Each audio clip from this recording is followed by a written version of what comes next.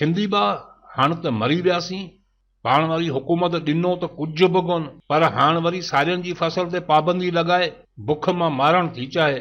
ॿियो त ठहियो, पर हाणे सिजावल ठटा ऐं बदीन वारा आबादगार अलाए छा कंदा, छो त हिते सारियुनि जी फसल ते ई माण्हुनि जो गुज़र सफ़र हले थो। यार छा कयूं, शुगर मिलूं बि त हलाइणियूं आहिनि। सिंध में कुल शुगर मिलूं घणियूं आहिनि ऐं तहक़ीक़ कयो त इहे कंहिंजियूं आहिनि। सरमाएदारी दौर आहे त सरमायो ई सभु कुझु आहे। आबादगार भली बुख में मरनि, हुकूमत जो इन में छा? ऐं अॻु में कहिड़ियूं चङाइयूं कयूं अथनि जो इन अमल ते मयारूं ॾियो पिया। अदा मयारूं कोन था ॾियूं, पर हीउ त सऊं सिधो ज़ुल्म आहे। अदा ज़ुल्म ई त आहे, पर असीं कोन था सम्झूं न। रोटी कपिड़ा और मकान जे नारनि खे असां वरी क़ौम ॾींहण सम्झो, पर उन जो असल मतिलबु ॾींहण न बल्कि खसण हो। सिंध में दारियुनि खे आबाद करे मथे तां छित कसींदा, टैक्स लॻाए महांगाई करे बदन तां कपिड़ा लाराईंदा ऐं पोखनि ते पाबंदी लॻाए मानी जो गिराह बि वाता विञाईंदा। कमाल जो मौक़फ़ आहे हुकूमत जो त पाणी जी बचत कयो, पर साईं सगोरा अहिड़ी बचत कहिड़े कम जी जेका माण्हुनि खे बुख में ई मारे छॾे। ठट्टा, सिजावल ऐं बदीन, इन्हनि टिनि ज़िलनि में माण्हुनि जो गुज़र अक्सर ज़मीन ऐं माल ते आहे। सिंध में थरपारकर खां पोइ जेकॾहिं को हिसो ॾुकार जी ज़द में रहियो आहे त उहे ही टे ज़िला आहिनि। पाणी ते धारा लॻण खां पोइ इन्हनि ज़िलनि जूं हज़ारे एकड़ ज़मीनूं बंजर थी वयूं। गुरबत जी बादशाही अॼु बि इन्हनि ज़िलनि मथां रक़्स करे हले थी। हितां जी आवाम जो घणो अंग सारी जे फसल ते पंहिंजो गुज़रान करे थो। उन्ही सारी जे फसल जे करे माल वधारियो वञे थो, जंहिंमां हिते जा माण्हू ॿियूं ज़रूरतूं पूरियूं कनि था। तमामु मुश्किल वक़्त सां माण्हू हिते ज़िंदगी गुज़ारनि था। इन्ही सारी जे फसल जे करे हिते केतिरियूं राइस मिलूं हलनि थियूं। सिर्फ़ गोलाटी शहर में 60 खां मथे राइस मिलूं आहिनि। हज़ारे गरीब मज़दूर उन्हनि में कम करे पंहिंजे बचनि जो पेट पालनि था। जेकॾहिं फसल ई न रहियो त ज़ाहिरा फैक्ट्रियूं बि न रहंदियूं। नतीजे में फैक्ट्रियुनि जा मालिक वञी ॿिए हंधि सीड़पकारी कंदा ऐं गरीब मज़दूर पेट पालण लाइ या ॾोह कंदा या ख़ुदकुशियूं कंदा, छो त ॿियो रोज़गार त हिते आहे ई कोन। हूअं त सॼी सिंध सूर थी पई आहे, पर सभ खां वधीक गुरबत थरपारकर खां पोइ इन्हनि टिनि ज़िलनि में आहे। ऐं जेकॾहिं सारियुनि जी फसल ते पाबंदी लॻाई आहे त पोइ हीउ बि त ॿुधायो इन जे बदिले में कहिड़ी पोख कजे। शायदि हे इहो सोचनि था त जेकॾहिं सारियुनि जी फसल ते पाबंदी लॻाई छॾी आहे त हाणे आबादगार सभु कमनि जी पोख कंदा, पर सारियुनि जो फसल हर क़िस्म जी ज़मीन ते थी सघे थो, पर कमनि जी पोख लाइ ज़मीन ताक़तवर खपे। इन्हनि ज़िलनि जूं ज़मीनूं बि हिते जे ॻोठनि जी आहिनि। हिन जदीद दौर में बि आसारे क़दीमा जी मिसाल आहिनि। हिते अक्सरियत गुरबत जी लकीर खां बि हेठि पंहिंजी ज़िंदगी गुज़ारे थी। ॻोठनि में बुनियादी सहूलियतूं न हुअण बराबरि जाती ऐं बदीन जा अलाए केतिरा माण्हू वेचारा बुख ऐं बेरोज़गारी जे करे लॾ पलाण करे विया। सिजावल जी हालत हीअ आहे त झंग में रहंदड़ ज़िंदगी आहे। ॿेॾो यूनियन में तक़रीबन 1 लख खां मथे आबादी आहे। ॿियूं सहूलियतूं परे रहियूं, उते रोड ई न आहे। अफ़सोस आहे त मटला खां दमदमा ताईं रोड जी डेग सिर्फ़ 11 किलोमीटर आहे, पर उते जे माण्हुनि खां पुछो 1973 खां पोइ वरी उहो रोड न ठहियो। तालीम न हुअण बराबरि, सिहत जो कांटो आहे ई ज़ीरो। कंहिं एमरजेंसी में हुतां जा माण्हू कीअं सफ़र कंदा हूंदा, इन जो अहसासु उन्हनि खे हूंदो जेकी उते रहनि पिया। तक जे नुमाइंदनि खे शायदि उहो पासो नज़र ई कोन थो अचे,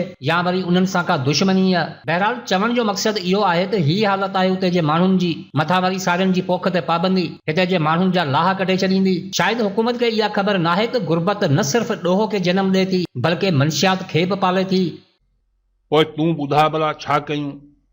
छा कंदा? ही को हुक्म इलाही त आहे कोन जंहिंखे अखियूं पूरे क़बूल कयो। रिजेक्ट कयो अहिड़े कानून खे जेको तव्हां खां तव्हांजे बचनि जी रोज़ी खसे। अदा ख़ुदि सोचियो, छा हितां जा हारी नंढा नंढा ज़मींदार सारियुनि जी फसल खां बग़ैर गुज़ारो करे सघनि था? हिकु थी आवाज़ उथारियो। जे वक़्तु निकिरी वियो त पोइ रुअण मां बि कुझु न वरंदो। पंहिंजी तबाही ते ख़ामोशी बेग़ैरती जेबी। छॾियो मुर्शिदनि जी पचार, बंदि कयो वॾेरनि जी ग़ुलामी। पंहिंजे नसल खे पाण संभालियो, पंहिंजी गैरत पंहिंजे शऊर खे उभारियो। बसि थोरो ज़हननि खे तब्दील कयो। यकीन कयो त इनक़लाबी दौर तव्हांजो मुंतज़र हूंदो। हा त ॻाल्हियूं त सुठियूं आहिनि, पर अमल बि त हुजे न। अमल जी ॻाल्हि ई कोन्हे राणा।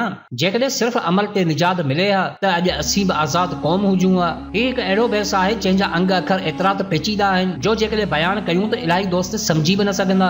इन करे आसान सिंधी में सम्झाणी ही आहे त दुनिया ते अञा उहो कहिड़ो अमल आहे जेको असां खां रहियल आहे। असां तहरीकूं हलायूं, लॉन्ग मार्च कया, बुख हड़तालूं कयूंसीं त धरणा बि हयां, टायरनि खे बाहियूं ॾिनियूंसीं, रोड बंदि कयासीं, जलसा कयासीं, जुलूस कढियासीं, तकरीरूं कयूंसीं, वाइज़ कयासीं, हक़ जी ख़ातिर घरां बि निकितासीं, आवाज़ उथारियोसीं, जदोजहद कईसीं। न सिर्फ़ एतिरो बल्कि असां पंहिंजनि जोधनि जवाननि खे कुर्बान बि कयोसीं। इहो सभु कुझु करण बावजूद छा तव्हां कॾहिं इहो सोचियो आहे त आख़िर छो सभु कुझु करण खां पोइ बि क़ौम जो हर फ़र्द पंहिंजे हक़ खां महरूम आहे? अलाई दोस्त कमेंट में चवनि था त सिर्फ़ ॻाल्हियूं आहिनि, अमल कोन्हे। मुंहिंजा जानी अमल त सभु थी चुका आहिनि ऐं अञा बि थियनि पिया। जेकॾहिं बदिलाव आयो आहे त ॿुधायो, असीं बि हलूं था। सियासत जी आड़ वठी लीडरशिप जो ताज पाए बेबसी मां फ़ाइदो वठण जी इजाज़त ज़मीर नथो ॾे। न त हेसि ताईं तव्हां बि जी सरपरस्ती में केतिरा ई रवायती अमल ॾिसो आहे ऐं पोइ बैरिया टाउन या DHA में बंगला ॾिसो आहे। मुंहिंजो मक़सदु सोच सां जुड़ियल आहे, समाज जे लिकल हक़ीक़तनि खे बयानु करणु आहे। छो त आऊं इन ॻाल्हि ते यकीन रखां थो त जेकॾहिं सोच मुस्बत हूंदी त अमल मनफ़ी नथा थी सघनि। जिस्म जी चुरपुर का माना नथी रखे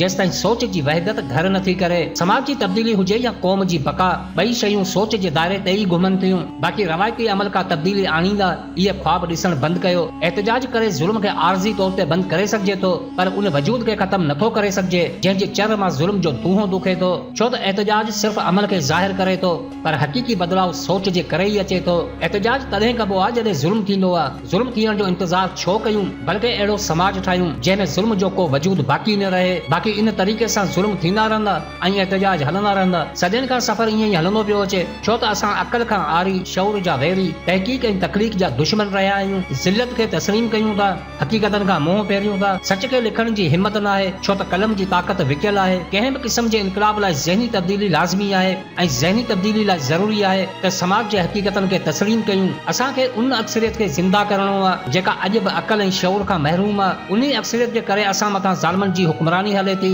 असांजो शऊर जहालत सां जंग विढ़े थो ऐं उन्हनि जी ज़हनी गुलामी सभु कुझु बर्बाद करे थी। 7 करोड़ जी आबादी में शऊरी ज़हन बस हज़ारनि में हूंदा। हूअं त हर मुसीबत सां मुक़ाबिलो कनि था, पर इक़्तिदार जी चूंड लाइ बेवस रहनि था। छो त असांजी अक्सरियत उन्हनि माण्हुनि जो इंतिखाब करे थी जिन्हनि जी रहनुमाई हेठि अहिड़ी क़ौम पले थी ऐं असांजी सोच क़बर में सुकून जी निंड करे थी। समाजी ऐं मुआशी ख़ुशहाली लाइ ज़रूरी आहे त कुझु तब्दील कयूं। इन जो वाहिद फार्मूलो इहो आहे त हेठियनि जी सोच तब्दील करे छॾियो, मथां जी मैनेजमेंट पाण ई तब्दील थी वेंदी। हाउ चयो हो त जेकॾहिं लफ़्ज़ हिकु दफ़ो छपिजी वञनि त पोइ हू पंहिंजी ज़िंदगी पूरी कंदा आहिनि। ज़मीर मारे ज़िंदा हुजण जी दावा न कयो। अरस्तु चयो हो त बदसीरत इंसान सिर्फ़ हिकु जनाज़ो आहे जंहिंमां कंहिं बि क़िस्म जी उमीद रखणु अजाई आहे। असां वटि उन्हनि बदसीरत इंसाननि जी खोट न आहे जेकी ज़ालिम जो दिफ़ा करे वफ़ादारी जो सबूत ॾियनि था। अहिड़ा माण्हू समाज लाइ उहा वबा आहिनि जेका जिस्म खाइण बावजूद असर पूरे नस्ल ते विझंदी आहे। उन्हनि बेज़मीरनि जे करे असां कॾहिं गुलामी खे गुलामी महसूस ई न कयो, मुर्शिदनि खे सजदो करण बि शर्क न सम्झो। नस्ल जी लताड़ सालनि खां हले पई, पोइ बि क़ौम सुकून जी निंड करे पई। लाशनि ते ॻोढ़ा ॻाड़े, मक़बरनि ते सलामी भरे, नोटनि जो वास वठी वॾेरनि जी चापलूसी करे जेकॾहिं समाज में सुधारे जी उम्मीद रखूं था त पोइ लानत असांजी सोच ते आहे। सच बर्दाश्त करणु ॾुखियो आहे, पर हक़ीक़त हीअ आहे त असीं न सिर्फ़ आकाम जा गुलाम आहियूं बल्कि उन्हनि जे गुलामनि जा बि गुलाम आहियूं। नफ़रतनि जे ढेर ते वही ज़ुल्म जा मीनार अॾे आज़ादी जूं अज़ानूं नाहिनि ॾिबियूं। सुक़रात अदालत में पंहिंजे आख़िरी किताब में चयो हो त मुंहिंजे लाइ मुश्किल मौत खां बचण न बल्कि बेईमानी जी मौत मरण आहे, छो त बेईमानी मौत खां वधीक ख़तरनाक ऐं तेज़ आहे। ज़िंदगी जे हक़ीक़तनि जा फ़लसफ़ा जेकी ससरो, रोसो ऐं वाल्टियर जे तहरीरनि में मिलनि था, शायदि दुनिया जे ॿिए कंहिं फ़िलासफ़र जे किताबनि में मिलनि। यादि रखो त तव्हांजी ज़िंदगी बसि तव्हांजी आहे। पीर वॾेरो मुर्शिद इन ते हुकम नथो हलाए सघे। असां पंहिंजी अज़मत विञाए छॾी आहे, इन करे ज़ुल्म जी बाहि हर दौर में ॿरी आहे। सच लिखण जी हिम्मत पैदा कयो, पंहिंजे दोस्तनि खे तयारु कयो ऐं हीअ हक़ीक़त तस्लीम कयो त असां तारीख़ जा उहे दाग़ आहियूं जेकी पंहिंजे ई नस्ल खे बचाए न सघिया। इल्म ऐं शऊर जी लहर उन्हनि माण्हुनि ताईं पहुचायो जेकी इन जा हक़दार आहिनि। समाज खे बदिलाइण चाहियो था त अंदर में बदिलाव आणियो। ज़हन में रहे त जॾहिं अंदर में तब्दीली जो वजूद फुटे थो तॾहिं समाज में इनकलाब अचे थो। हर सफ़र जी सुञाणप इहा ई रही त सूरनि जी मंज़िल सदाई मिली। ज़मानो वेरी, दोस्त दुश्मन, पंहिंजनि मां बि सिर्फ़ दगाई मिली। असांजी ज़िंदगी जो ख़ुलासो इहो आहे त दर्दनि जी दाह खणी सूरनि जी सवारी ते कई हसरतूं ॾिकाए मोहबत जी मुसाफ़िरी कयूं था। असांजी बुख जी कंहिंखे परवाह नाहे, हयाती जे वार ते कंहिंखे हया नाहे। गमनि जी गार में जीऊं था पिया पर बयान करण जी कंहिंखे हिम्मत नाहे। भली जिस्म मुफ़लिसी जी पीढ़ा में हुजे पर पंहिंजा ज़हन आकाश जे उभ ते रखो। को पीर हुजे या अमीर, सीनो ताड़े अखियुनि में अख रखो। यादि रखो त गुलामी जी क़बूलियत सिर्फ़ बर्बादी हूंदी आहे। ज़िंदगी जी माना आज़ादी में हूंदी आहे। पंहिंजी परवाह नाहे त नस्ल जी फ़िक्र कयो, छो त ज़माने में ज़िंदा उहा रहंदी आहे जंहिं क़ौम जे अंदर में गैरत हूंदी आहे।